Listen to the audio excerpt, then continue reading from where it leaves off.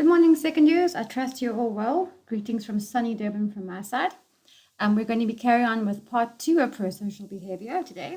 For those of you that don't know, part 1 happened on Monday, if you were not in class. So today is Thursday's lecture, and then Kim will take over on Monday. There's a video I wanted to show you in class, but it doesn't work if I try and embed it into the PowerPoint.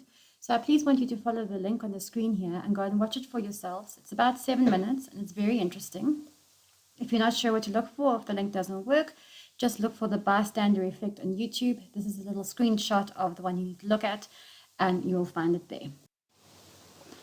Okay, I want you to think about a time that you were maybe walking down the street or you were in a classroom and you saw someone in trouble. What did you do?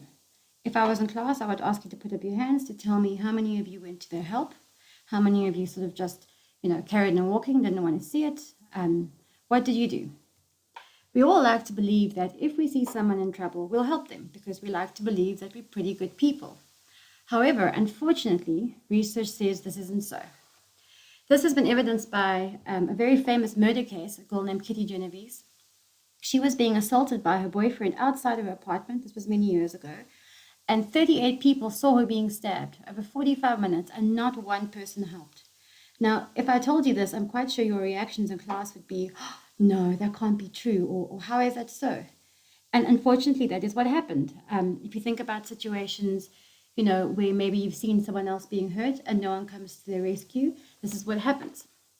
And the reason for this is quite a simple phenomenon called diffusion of responsibility, or the bystander effect. So the bystander effect is when no one comes to help because everyone thinks someone else will help. It's that unfortunate case of, it's not my responsibility, it's someone else's. And what happens in this situation is the more people that there are in the situation, the less any of them are likely to act. So actually, and unfortunately, I always joke about someone falling up the stairs on the way to class. If that happens, you kind of want to make sure you fall up the stairs with only one person around, not the whole class around. Because if the whole class is around, the diffusion of responsibility says that you're actually less likely to be helped than if only one person is around. So what happens when something does go wrong? There's 5 steps in whether you decide to help or not to help. The first of these is noticing or failing to notice that there's actually an emergency happening. Emergencies, by their nature, aren't planned, so often we don't even realize that something's going on. Think, for example, about a time where maybe you were in a situation that you didn't notice something funny happening, and later you realize you just drove past, someone being mugged or robbed or something like that. Often we're too busy on our cell phones, we're too busy listening to music, whatever the case is, doing other things to notice that something is even happening. The second step is correctly interpreting the event as an emergency. This is linked to the idea that none of us want to look like idiots.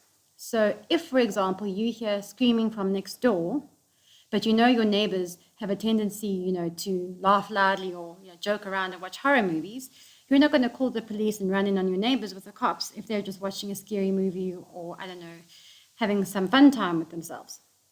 So correctly interpreting the event as an emergency is an important step. And pluralistic ignorance refers to the idea that when there's a group of people standing around in an emergency, everyone looks to someone else to determine, is this actually an emergency? As I said, no one wants to look like an idiot. So the whole group, in that situation might turn to each other, waiting for someone else to make the first move or to say, yes, this is actually an emergency.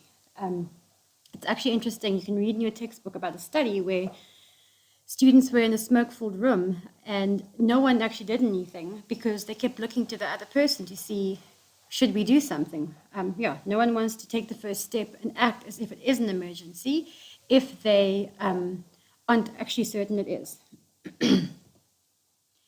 The third step is deciding that it's your responsibility to help.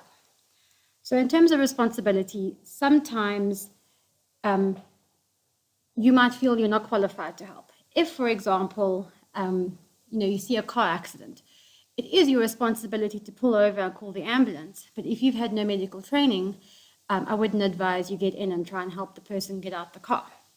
I joked the other day in class about someone asked, are you dying? And I said, please don't die, I don't have CPR.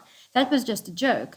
But the idea is you need to decide if it's your responsibility to help in a situation or not. The fourth step is deciding that you have the knowledge or not to be helpful. So, as I mentioned before, some people do not have the knowledge to help. So, you need to decide it's your responsibility. Take the leadership, be the person to stop the car and go and call the ambulance. But then deciding that you have the knowledge or skill refers to how you actually help.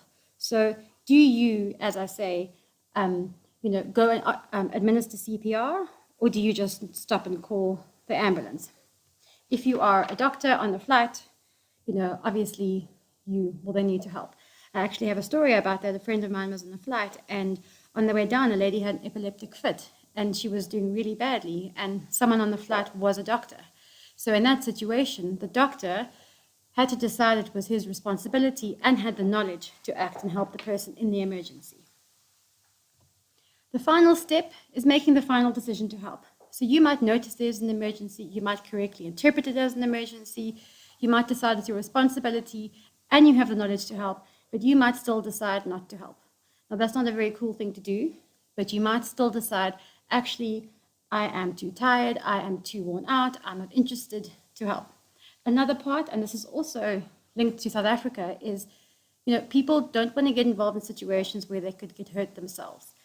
So if I, for example, walk past a group of big, strong men mugging a girl, I might want to get involved and try and, pull them off her.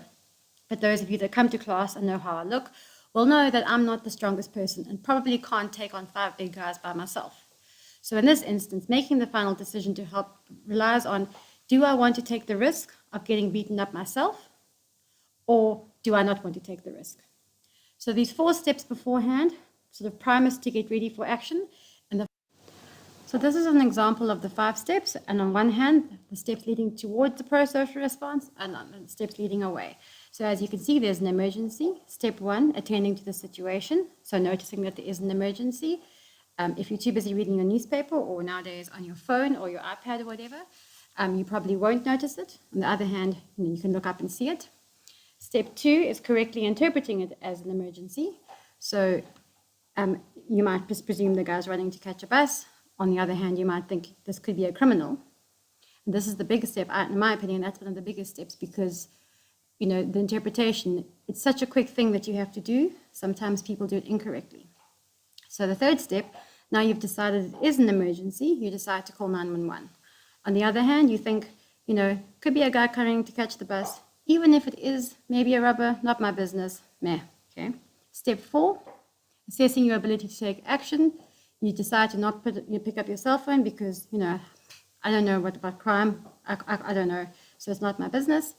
On the other hand, your ability is to pick up your cell phone and dial 911 or 10111. And then step 5 is deciding actually whether to act. So on the steps leading to prosocial response, you may have done all of these things. So you saw the man, you think it's a crime, you decide to make the call, you pick up your phone. Then you actually have to pick up, dial the number and press call. Then you call the police. On the other hand, you've gone under all the steps of either not noticing or misinterpreting or deciding it's none of your business, deciding it's not your responsibility, and decides not to make the call because, it might be a waste of time calling the cops for no reason. So these steps, this is an example of how these 5 steps can lead to behaving or not behaving in a prosocial manner. Now we move on to the factors that increase the tendency to help. So you're going to look at the factors that decrease the tendency to help in the next lecture on Monday, but now we're going to look at the factors that increase it. So there's 4 of them. So external factors, similarity and responsibility, exposure to live prosocial models, prosocial video games, and gratitude. So if we were in class, I would have asked you to put up your hand. How many of you would have wanted to help the lady in picture number 1 if she was an emergency? So think for yourself, you can just maybe make a little note, on a scale of 1 to 10, how likely you would want to help her. Then look at number 2, similar thing, how likely would you want to help him? Then number 3, and then number 4. And now what I want you to think about is, how different are your ratings of likelihood to help each of these people, and why do you think that is? So what I probably would have found, if you look at your little ratings, is that you more likely would have rated more highly your willingness to help the person who is more similar to you. So similarity and liking is a very important part in prosocial behavior. You'll remember in attitudes and in social perception, we spoke about how we want to be understood by others, we want to be similar, we want to be liked by those that we feel are similar to us. And this then spills over into our tendency to behave in a pro-social manner. Simply means we're more likely to help those who are similar to us than those who are dissimilar.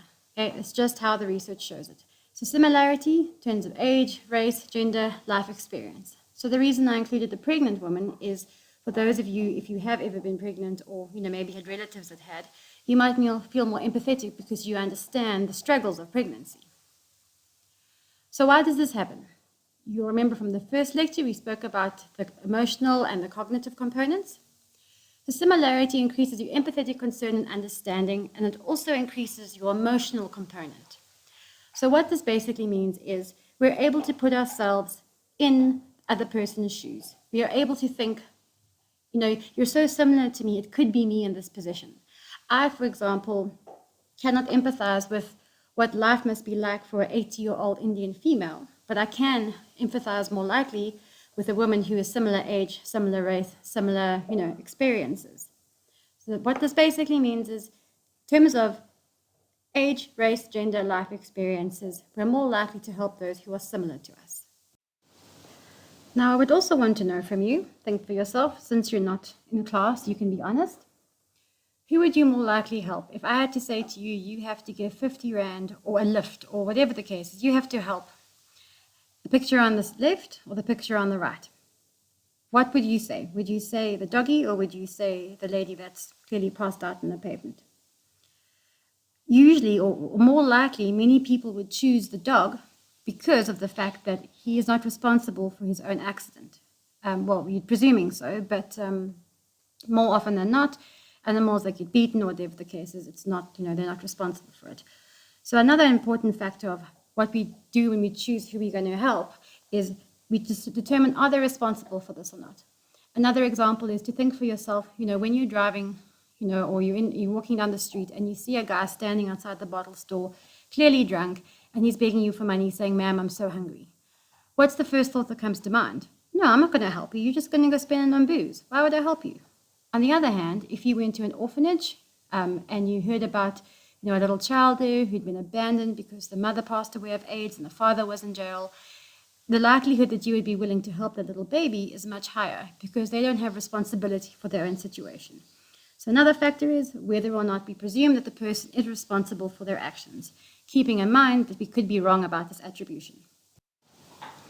This slide basically just covers what we mentioned in the previous slide, that whether or not you choose to help is influenced by the previous factors that we've spoken about, bystanders, interpersonal attraction, previous things, and also the fact that we attribute reasons for the emergency, so we decide whether you're responsible or not. So if we believe the victim is to blame, i.e. you got yourself into this situation, we're less likely to help than if we think, shame, this is not your fault. Another factor that can increase our likelihood to help is exposure to live pro-social models. So what this refers to is how when people around us behave in a pro-social manner, this can provide a model for us to follow their behavior.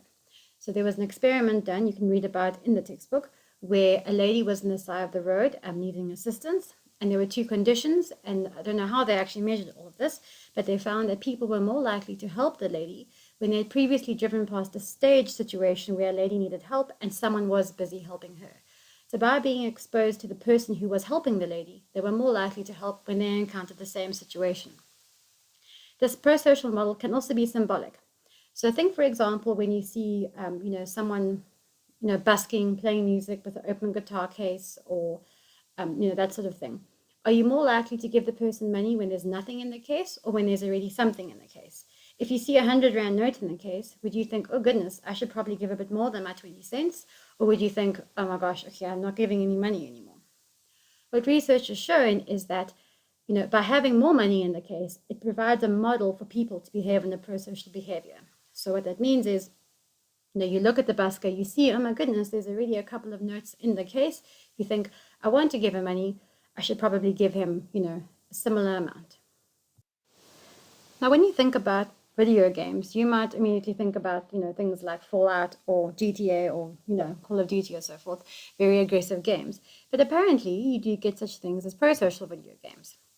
And what researchers found is that playing these kind of games increases the likelihood that you will behave in a pro-social manner. So how does this happen? We spoke about priming and we spoke about schemas before. And by playing prosocial video games, you prime the schema for positivity, for prosocial thoughts, and therefore prosocial behavior. So if you want to, behave in a prosocial manner, play a prosocial video game in the morning before varsity.